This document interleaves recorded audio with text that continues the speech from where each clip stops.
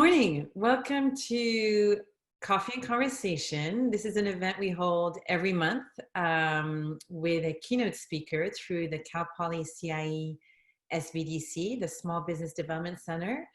Thank you for joining us this morning. We're very, very pleased to introduce you to Katerina Axelsson, Kat for short. Kat is the founder and CEO of Tastry, a company that I'll just leave you with their tagline, and then I will let Kat go into the details around the technology, the innovation in the technology. But the tagline is basically, they have taught computers how to taste. And Kat will be able to explain all the applications that they've been able to develop with that, and the traction she's gotten over the last few years. The company is really taking off. They're based here in San Luis Obispo.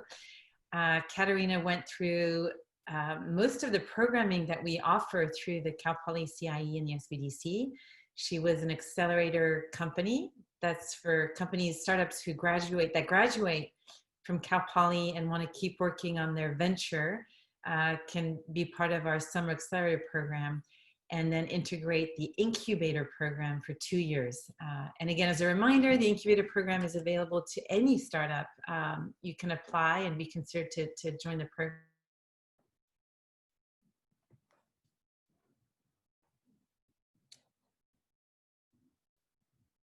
I think we lost you. Talking to angel groups and those types of activities. So with no further ado, Kat, welcome on board. Thank you so much for being with us this morning. You have such a great story, such an amazing journey that you've gone through. It's not over yet, but welcome on board, and tell us more about how it all started. Yeah, thanks so much for having me, Judy. It's always a pleasure. I have some coffee and I'm ready for some conversation. Maybe I can start by like from the very beginning and how this all started. Oh gosh, this is late 2015 now, and I think I'm at this time part of the Hot House cohort, and I'm in my last year of college at Cal Poly, and I remember iterating through the business model for the first 3 months. Well, at the same time, I was working part-time at a wine like a lab at a winery. So I worked as a chemist, and I largely paid my way through college working as a chemist in the wine industry. And during my time, you know, both at the Hot House and at the lab, I noticed a lot of idiosyncrasies, I would say, with how wine is made and marketed and sold. And you know, I understood actually through doing market research at the Hot House that millennials are now, or were then, the largest consumers of wine, and they didn't know who Robert Parker or James Suckling were, and that's not how they were buying wine. And the entire wine industry was trying to figure out how to cater to this new consumer who does not buy their parents' wine, who does not purchase things the same way. So the hypothesis was that we can create a more objective way to connect people to products that they would love. And the problem I saw was, you know, we would make wine and we could make 10,000 gallons of something, and you could sell actually the same product under 2 different labels and have 2 different price points, and it would be marketed differently, and it would receive different industry scores from the same critics. Mm-hmm. So I thought there's really an opportunity to also create transparency, which would be better for the brands and the consumers. So I thought that the answer to that was to look at the chemistry of the wine and provide recommendations using the chemistry as opposed to the traditional 100-point scoring system. So I stayed up at the lab until 3 or 4 a.m. running experiments. I was kind of acting like a mad scientist, and that was super fun. And that was going on for about 2 years. during that time, I was trying to develop a different methodology to look at all the wines. So I wasn't looking at quality control variables. I was looking at things that I thought were tied to how you would perceive products. And it was just a big test. It was just an experiment at the time. And I didn't know what I had. I just developed this really, really robust data set of thousands of wines and you know, hundreds and hundreds of chemical compounds. And I, at one point felt like it was, I needed help processing and understanding this data. And I didn't have a data science background. So I ended up scheduling a meeting with the head of the data science or master's program at Cal Poly. And he gave me a half-hour meeting and said he would help me out. And I brought my data and I explained to him what I was doing. And this half-hour meeting turned into a 4-hour meeting. And I think he canceled his class.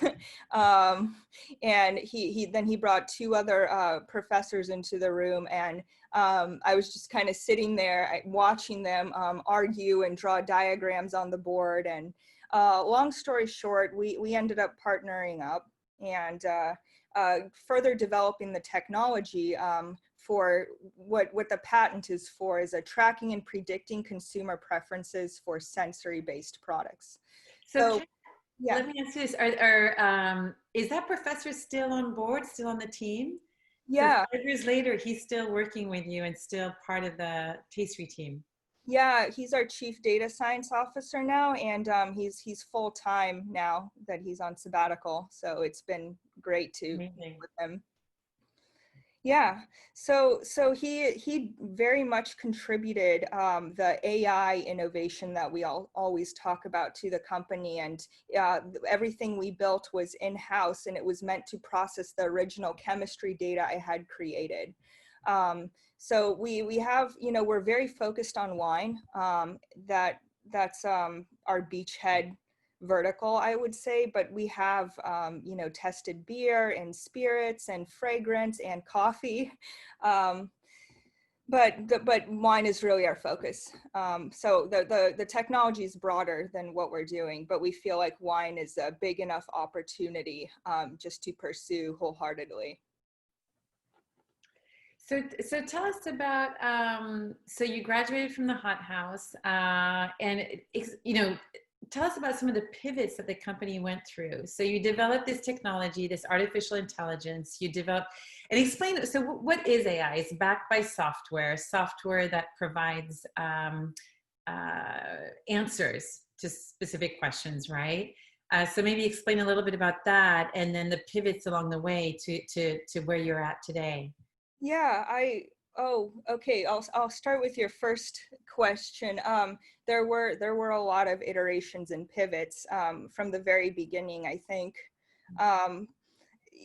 What we were trying to do, I kept trying to find, I remember I was having trouble making a competition slide, for example, and everything that I listed that was a viable competitor was the status quo and was something that I was, in a sense, trying to replace or be the next version of.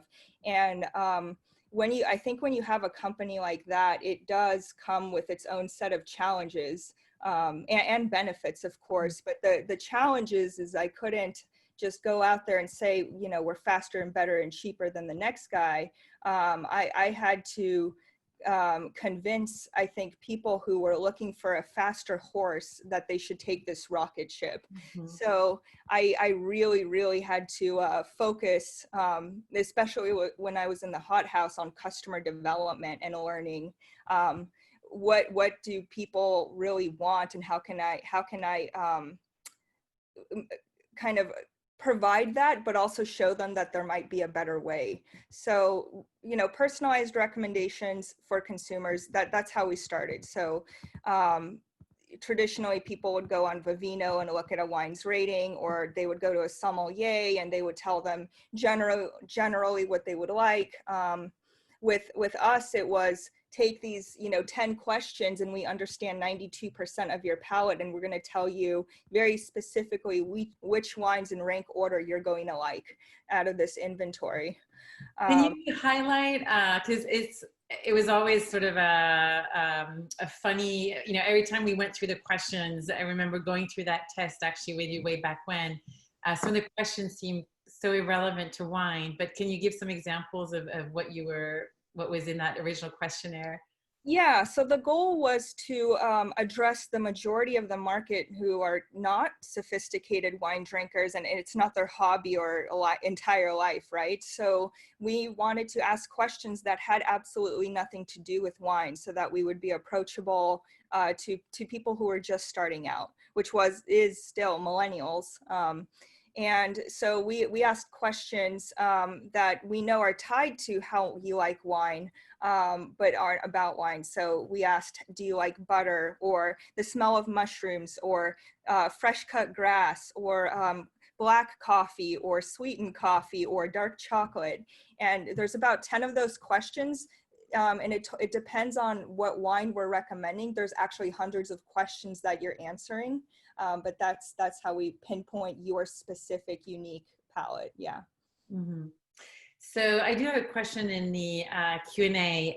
So you did mention how it works for different beverages, coffee, other beverages, and fragrances. So a lot of basically liquids. But has it been ever used to test preferences for produce, for example? So for example, some produce.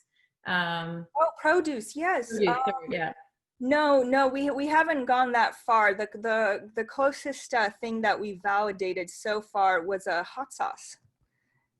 So that was an interesting exercise. The Wingstop executive team actually approached us because, I mean, we've had a lot of inbound for products like that, because I think we've communicated to the world somehow that we're more than about wine.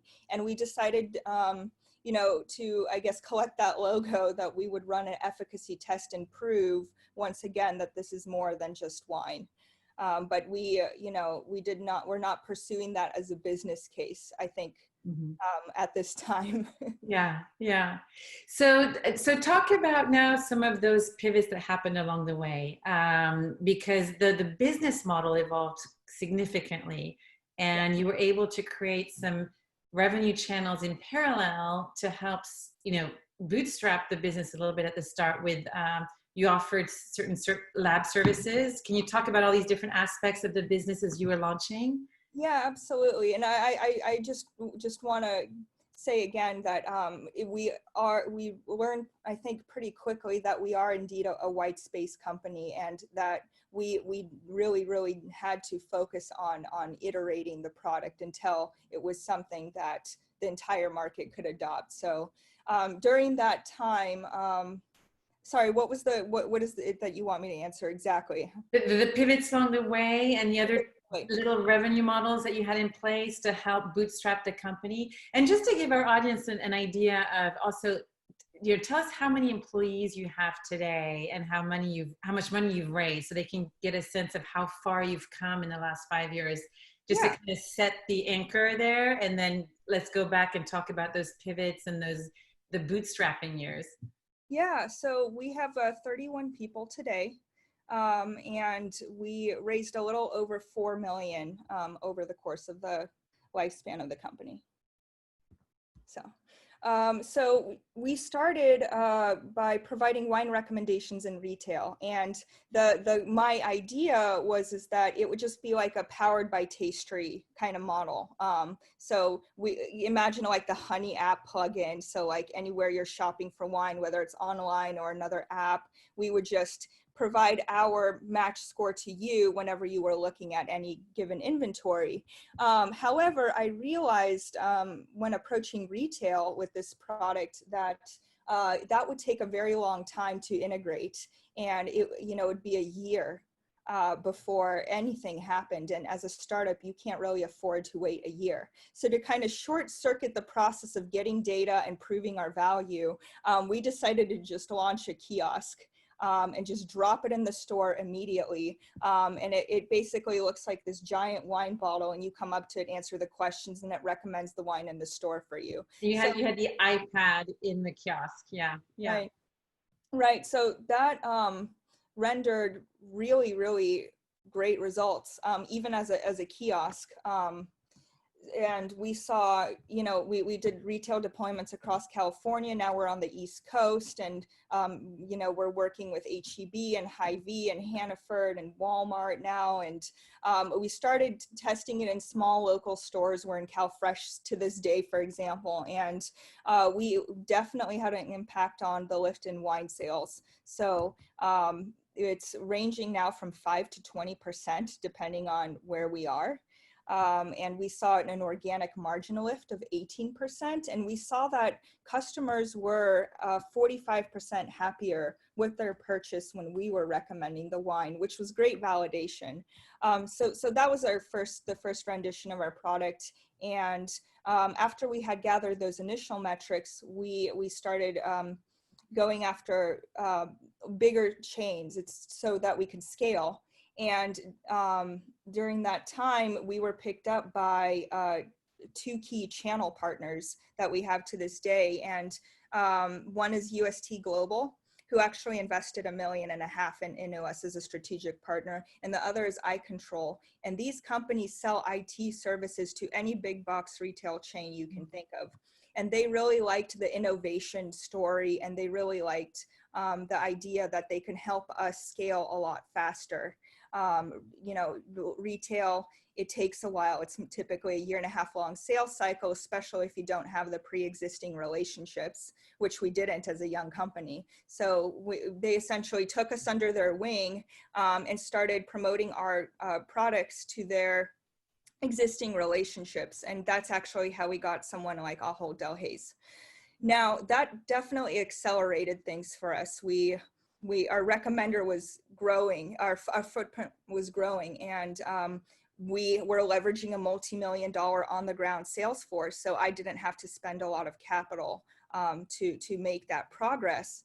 And during this time, we noticed that the data we were gathering on recommendations was incredibly valuable and new, and no one's seen it before. And when I was giving these progress reports to the retailer, I was telling them things like, you know, you have these 2 stores that are 20 miles apart and you have very different demographics, and the wine assortment is the same, but really if you changed your wine assortment in this store, it would match better to the people walking in that store, and you would increase sales. And I know exactly which wines you should be putting on the shelves to do that.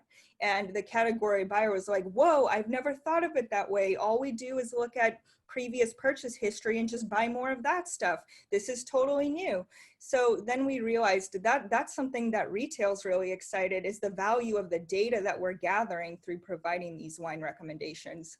And that led us to iterate, because we saw a bigger opportunity. And we built them a software product where they could see how many recommendations we're generating, at what time, at what price point, and which wines they're not carrying that they should be carrying. So that accelerated things further. And eventually, I think just last year, we reached a point where we had tested enough wine in the market and provided enough recommendations that we're able to now predict things before they happen. And that's valuable to wineries. So that's how we ended up working with wineries. So we definitely started as a wine recommendation company, but as things have progressed, we've evolved into this data and insights company. Sure, I'll stop talking for a second. No, and that's the part that's completely fascinating. So just for our audience, we're going to launch into this part of the story where Tastry is able to makers how, you know, basically how to make their wine to make them taste in a way that will fit consumer preferences. So it's coming all the way to the start of that manufacturing process to make sure you're creating the right wines that consumers really want. So we have a question here. Does the test ever fail? So has the test ever, what's the percentage accuracy, I guess, on the test? I know it's super high. It's actually, it's 92%. We're very focused on not recommending something that you will hate. So we know that people don't like what they don't like more than they like what they like. So it is fundamentally a risk mitigation engine, which is, we found the best strategy for products like this because it is so subjective. There is the error rate.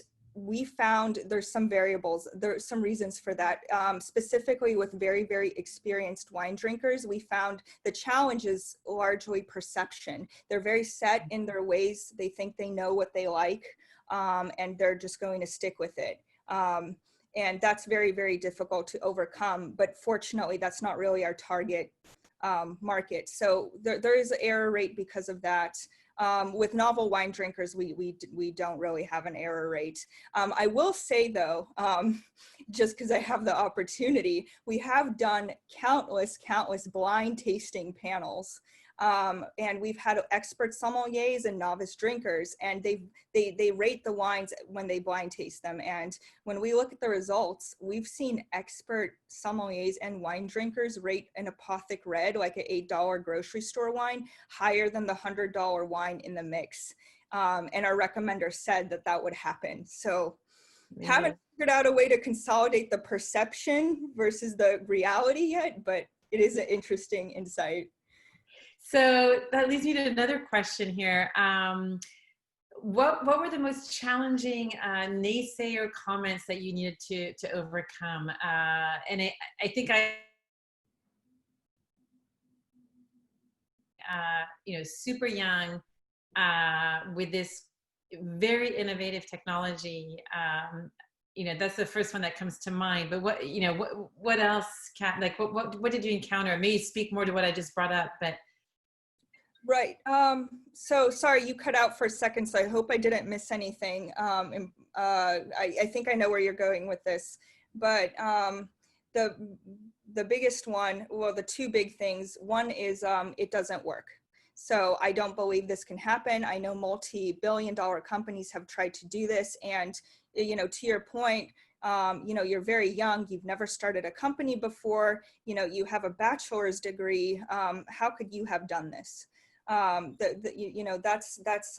a common one. And my response to that is usually, I don't want to talk about how this works. I want to run a test and prove it to you. I'd rather show, not tell. So I'll give you an example. Constellation Brands, really big, multi-billion-dollar company, approached us and had heard about us, had some interest in the technology, and they said, we don't believe you. We have tried to use chemistry to predict things, and didn't say much, but basically we don't think it works. So I said, okay, let's run a test. So what they did was they sent us 125 bottles, unmarked. So we had no idea what we were testing. And our objective was to predict the consumer score out of 5 stars in aggregate out of those wines. So imagine I test a bottle and I say, 2,000 consumers scored this 4.0 out of 5 stars. That's what we were supposed to do. And we tested the wine and then gave them our predictions, and then they gave us the results. And we predicted every single one of the wines within 1/10 of a point. That's which amazing. Blew them away. That's amazing. Yeah. So then they got much more interested, and we ran another test. So they said, look, we have this wine. It's getting 3.6 out of 5 stars consistently. We're trying to reformulate it, but it's not working out. So, and this was never commercialized in our company, but we said, well, we can computationally blend it. That was the term we used. So we'll modify 25% of the blend per our recommendations, and we'll see what comes of it. So we ended up using AI to reformulate the wine, and it ended up increasing the score of that wine to 3.96 out of 5 stars, which is a 207% increase in retail value. And at that point, we had to turn down an acquisition offer. So that's just been, that's just been my way of, I think, handling skepticism. I think it's very natural. This is a very new thing. I'm always eager to have that conversation. My favorite conversations are the ones where people come and say, look, people have tried this and it's never worked, because I have so much to say there. And we have the data to back it up. I have period. I could just Yeah. prove it. Yeah. And I think that's just going to be something that we're going to have to do until we talk to all the major players and everyone understands Mhm. the value, I would say. And then for the experience part, I think I'm very aware that I had no experience running a business when this started, and essentially I stumbled into an innovation. And I think my naive perspective on the industry was a component of that. I think if I was very, very educated at the time, I think I would have just assumed it wouldn't work because that's what I would have been told. So I think there was a benefit there, but I also make it a point to hire people who are much, much smarter than me and much more experienced than me. And I lean on their expertise. So Yeah. that's my solution so far. Yeah, and that's just so funny because that is a theme. I mean, people always say, hire smarter than you, and again, you highlighted that, and I think the fact that the AI professor is still on board 5 years later is so much validation there. We have a question here about so you know that how do you know once you made a recommendation to a consumer that what's the feedback loop? How do you know that that consumer is truly satisfied from that purchase? What's the feedback loop that you can tap into? Yeah, so in some of our deployments, we just had people receive a push notification to rate the wine. Some of our retailer partners did an independent study where they did the same thing. And in our digital version of Tastry right now, the feedback loop is you basically rate the wine. However, early on, we did not have a feedback loop. Because we trained the algorithm in-house, and what we did was we validated it by showing people what we recommended them and then comparing how they rated it blind. So we would have people taste maybe 48 wines over 6 weeks, and they didn't know what they were tasting, but at the end of the trial, we would show them a mock grocery store shelf of all these wines. They don't know that they had tasted them all, and we had them select 2 bottles of wine off the shelf that they however they would select it, whether it's by label or, oh, it's a Pinot, I like Pinots, that kind of thing. And then we compared how they rated the wines they selected to what we would have recommended them. And it's the same number every time. They rate it 45% higher when we recommend it.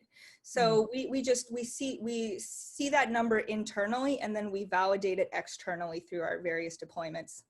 Okay. And I think we've answered the next question. We've kind of answered that. Someone who was asking, so I guess Chef Watson, Yeah. He applied some AI to comments that on recipes in Bon Appetit and helped them figure out recipes based on comments, feedback from consumers to adjust and adapt recipes to their preferences. And he was asking if we could do that for wine, beer, and spirits, which you've already explained that, yes, that is exactly what you've done, is taken a wine, adapted the blend to fit with preferences. So let's see, one question here. What was the process to get that first breakthrough into one of the big chains, like the first big chain that you got into? What happened exactly? Was it an introduction? Was it, cold calling? Like, how did it come about? Yeah. So I'll just tell you what happened. I had early metrics by building a relationship with California Fresh Market and Save Mart supermarkets and Gelson's in the LA area. I just cold called them and I told them, look, I have this new technology. I want to see how it works. Do you want to try it? And they said, sure, that would be great. And that was really easy because I could get to the decision maker very quickly there. So I had gathered some early metrics from the early adopters, I would call them. And I was using this at a trade show. So I would advertise, look at what we've done so far. this is what our technology does. And then one of the executives at UST Global came across my booth and said, oh, this is really cool. This is exactly what we're looking for. Tell me more. So essentially, they just took that original data I had and brought it to much, much bigger grocers. And they were intrigued, and they ran a pilot, and they had the same results. So I definitely leverage those relationships for the bigger guys. So this is a really interesting question, actually. Well, two great questions that just popped up. One is, so some wines will age over time. They will, the flavor will change the more you let it breathe. How do your recommendations stay current with that and adapt to that evolution of the wine over time and the evolution of how you drink it and when you drink it? I want to say something without giving the secret sauce away. So we do have a test where we test the same wine after 6 months, 12 months, 18 months. They're very special wines. So we have some data on that. I will also say there are some variables in the aging of a wine that we know matter and some that don't. And what we have focused on is what variables are absolute deal breakers for you as a wine evolves. As far as like trends or anything like that, I don't know if that was the question, but we know that rosés sell better in summer, and you might want champagne for a celebration.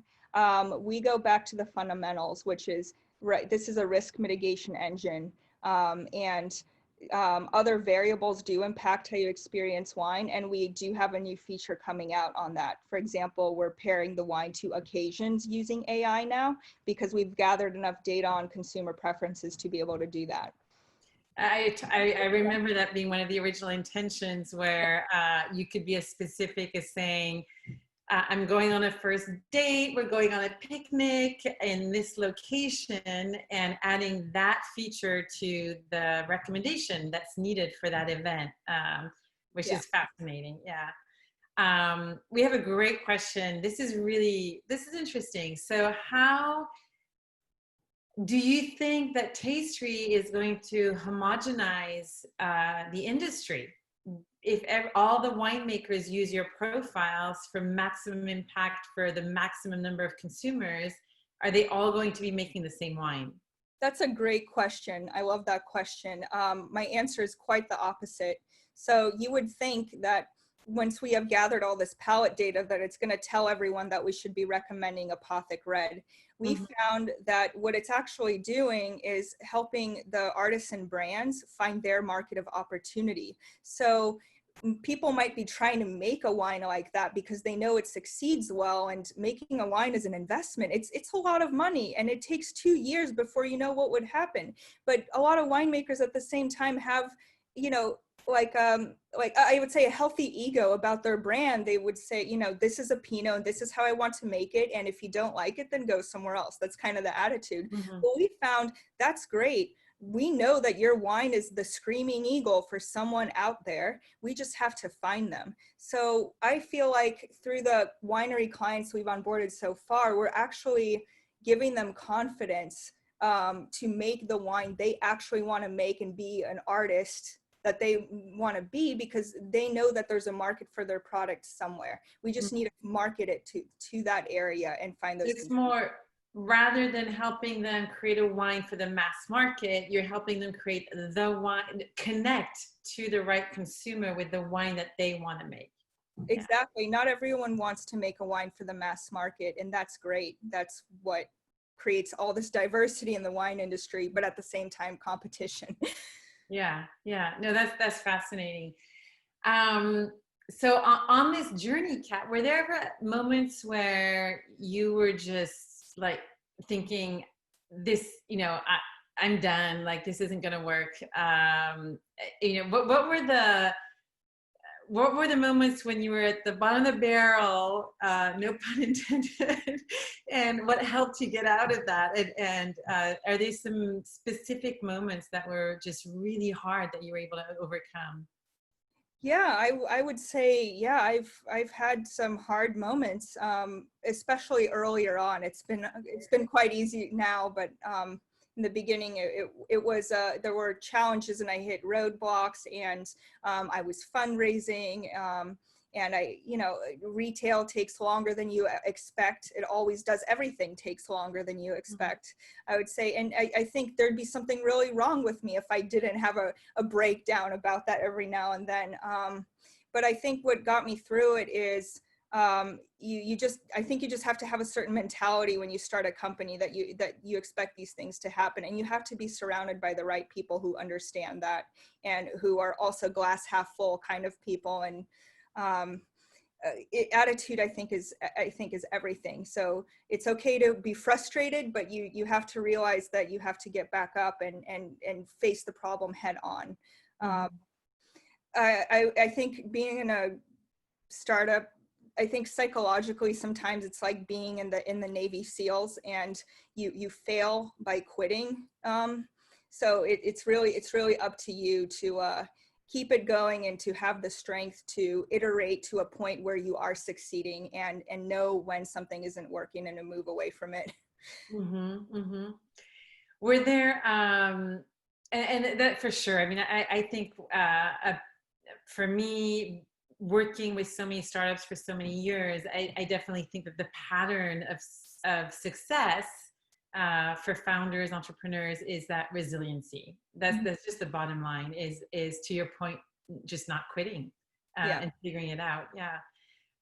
And that's why investors typically, right, they're investing in the team. If they can see that the team is able to execute, that's going to be the number one factor they look at. Yeah.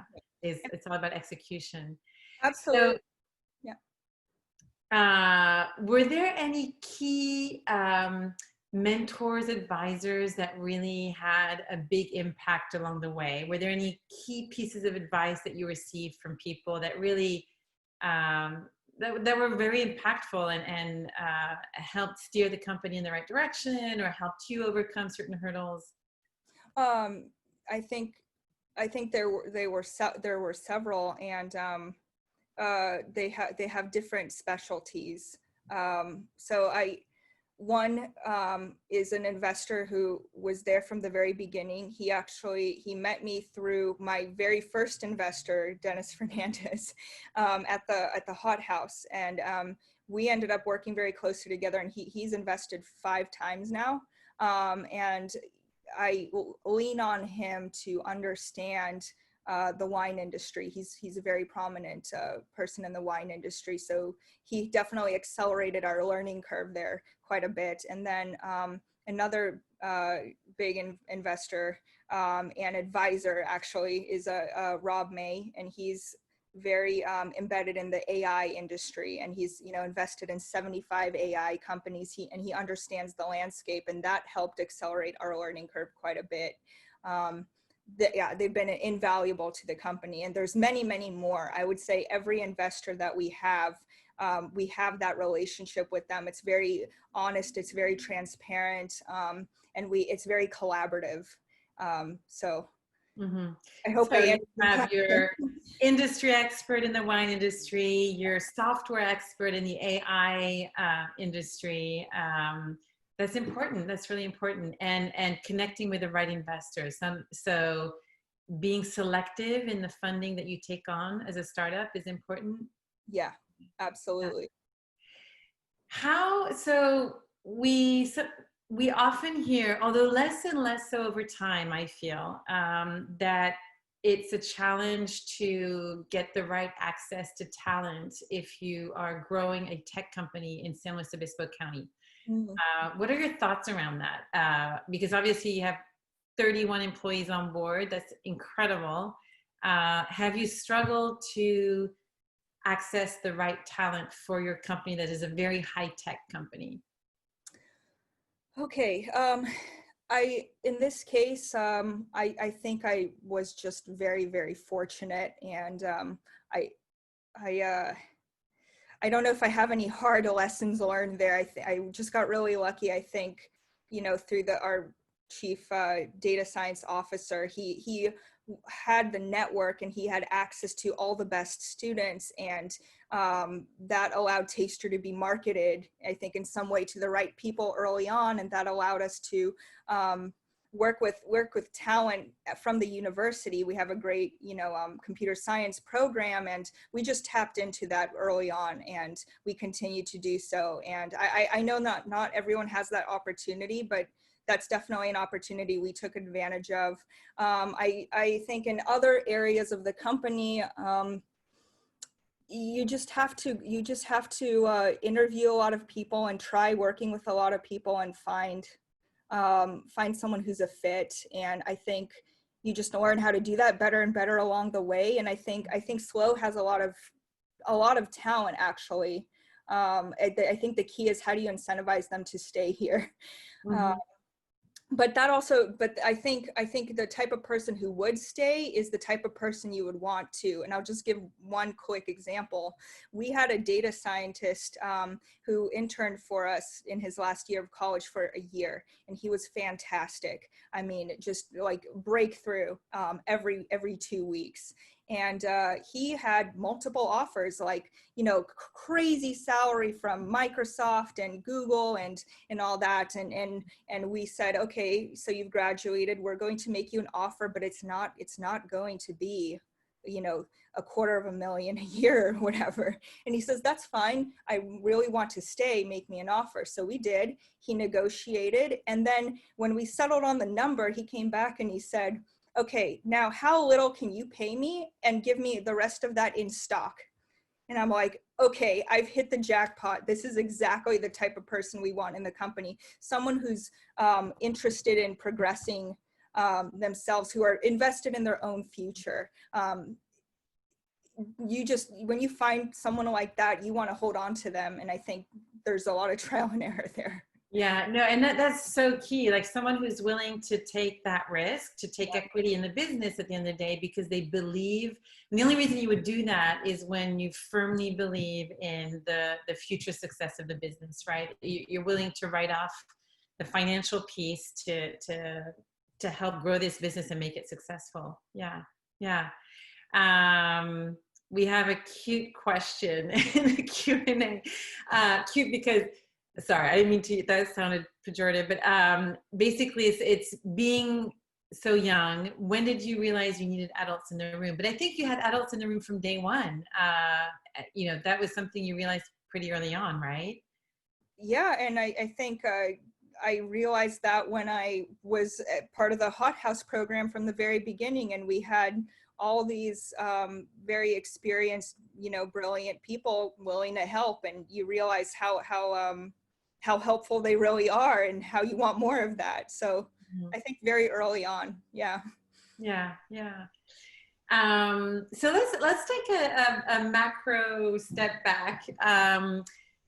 Kat, did you know, like when you went to college, like did you know that, was that part of your DNA to be an entrepreneur, to start a business? Was it something you've always wanted to do? Like as a kid, was it something that was always compelling to you, this idea of starting your own business? Tell us about that. Yeah. Without getting too self-indulgent, I would say I was a a kind of a cerebral child. I'm a cerebral person, really, and I really, when I was a kid, I would like make these like ledgers and like try to sell goods and services and pretend I'm a business. And that was fun to me, is like analyzing the paperwork and all that. So I think early on I really liked the idea of business. And I was, I guess, I don't know, in high school, vice president of entrepreneurship club, and we would sell earthquake kits and things like that. But I didn't want to ever really start a business, I think, for the purpose of starting a business. For me, it didn't feel right. I tried some ideas, but my heart wasn't in it. So I think it's just really good timing. It was just really, really fortunate that I stumbled upon an innovation that I felt really had value and I was passionate about. Mm-hmm, mm-hmm. Well, so I mean, going back to basics, you saw a problem in the industry, Yeah. and coincidentally you figured out a solution to address that problem, and that's the perfect product market fit, right? Right. Yeah. It's just, that's just it's luck. That was pure luck. Mm-hmm. Mm-hmm. So I'm going to open it up to more Q&A. Feel free, just a reminder to all the attendees, feel free to go into the chat, watching in the Q&A section and ask your questions. Lots of compliments coming your way, Kat. Everyone's very impressed by what you've accomplished. Thank you so much. Is there any, you know, we do have one question that just popped up, and I do want to ask you, you know, before we wrap up, your parting words of wisdom for people who are at those initial stages of launching, you know, back to where you were 5 years ago. But before we get there, someone's asking, how was transitioning from chemistry into business? Do you miss the lab? Are you still very involved in the lab? Yeah, I think it went well. I have transitioned out of the chemistry side of things, even though I oversee the team, because I found people who were much more qualified and much better chemists than I. And I think I just learned in business that you have to hire really good people, and you have to have a great company culture, and that it's your job to foster that. And everything else, all the other stuff that business involves, I'm still learning, and I'm learning it along the way. And I think that's just something you invest in as a business owner, is making yourself better. Yeah. Yeah. Well, and actually you bring up something really interesting. So tell us a little bit about how you establish, what is the Tastry company culture, and how did it come about? Yeah, I don't know if initially it was such a conscious effort. I think early on, I worked with people, and I was kind of feeling out what works, what doesn't work, what do you need in a business partner. I think we're actually quite diverse as a company. We have all sorts of people, you know, we have a lot of women. We have people with all sorts of different backgrounds, and I think we're not really judgmental. We're very collaborative about it, and I think we're collaborative about it because we want to win. Like there's not a lot of ego. Like no one cares about being the smartest person in the room. I think we care about the end goal, and so we collaborate a lot, and we leverage the differences in our background to do that. Everyone's really happy, I think, to now I'm speaking for everyone, to come into the office and know that they can criticize anything they want, question anything they want, and that it's almost expected. Yeah, but so no, as far as you know, sometimes we hear, especially less so now, but 5 years ago it was super trendy to have perks and oh, you can work whenever you want, you can work remote or not, a lot of flexibility. So do those components come into the culture? Is that completely that's just noise, and you're focusing more on respecting, you know, the input and having an open door policy as to being able to share ideas and Yeah. how do you balance the sort of material perks, if you will, versus just the culture at a more social, you know, social aspect of it? Yeah, that's a good question. I'm thinking I didn't realize that those types of things are company culture. I mean, we definitely have snacks in a low structure environment for sure. Yeah, I how to get back to you on that one. But it's interesting. So it's not actually a massive component. It's just, it's actually more important on the social part of it. The human interactive side of it is the more important part of that culture rather than the material perks. Yeah, I would definitely say in our case, like we're very focused on when we hire, it's much less about your resume and much more about your attitude, because you have to be the type of person who to be in a startup, to be a self-starter, and to just kind of kind of roll with the punches. I mean, what you're doing one week might be different from what you're doing the next week. And if you don't know how to adapt to that, or you only know how to do one specific thing that you were taught, it's not going to work out for very long. A lot of people think they want that freedom to continue learning, I think, and to do whatever they want to do and to advance themselves. But when you give people that freedom, I think more often than not, it freaks them out. And they want to be told exactly what to do and how to do it and in what period of time. So I think when we're hiring, we're looking for a self-starter and someone with the right attitude. And I think through a good hiring process, at least one that we have now, I think that the culture just kind of naturally takes care of itself in a way. Yeah. That's great. That's good insight. So I think, we're going to get ready to wrap up, Kat. Thank you so much for making the time. I wanted to highlight to our audience that we have a very big workshop coming up August 25th. There'll be some collateral and some social media information around that very soon. Here's the info on the screen, August 25th from 9 to 11. So we're going to focus on helping companies in 3 main industries: retail, Main Street retail, bricks and mortar type companies with an online presence, and restaurants and all of our health and wellness clients, spas, gyms, etc. These are all the areas that have been hardest hit by COVID. So this is an in-depth 2-hour workshop to really help you prep for Q4 and tap into all the opportunities that are out there to try and make sure it's a successful quarter to make up for as much loss as possible for the companies that were hit pretty hard early on this year. So please register. There's a link in the chat. We have some brilliant panelists, brilliant speakers to help guide you through this and prep for this. So Kat, any parting words of wisdom for our startup entrepreneurs that are online right now? Yes, 45 seconds, I can do this. So I don't know who has read the Ben Horowitz's The Hard Thing About Hard Things, but I think he sums it up pretty nicely.